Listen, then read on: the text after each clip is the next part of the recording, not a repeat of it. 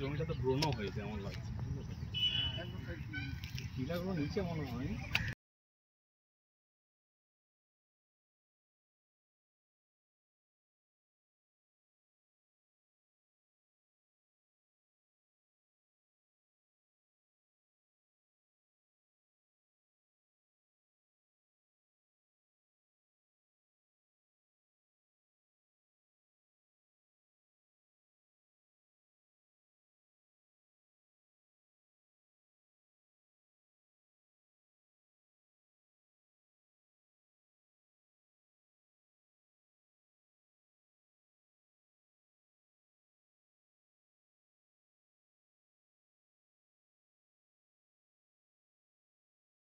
নমস্কার, সবাই কেমন আছেন?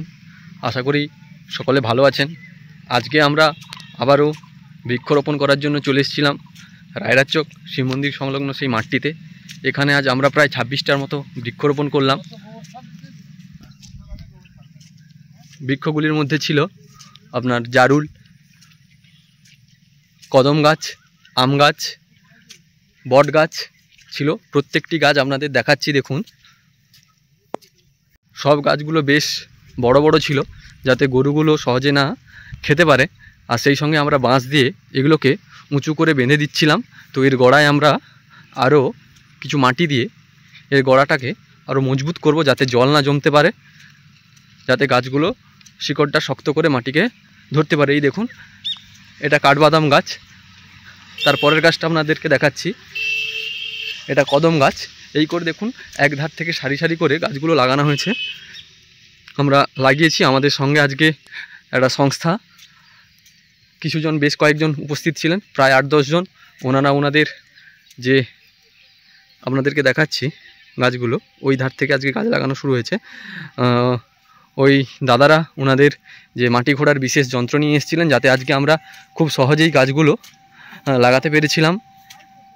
এখনও ওনারা চলে গেছেন কিছুক্ষণ আগে।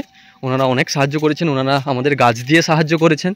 তো আমাদের সঙ্গে আজকে আছে প্রশান্ত দাদু আর সুদীপ আছে, আমিও আছি।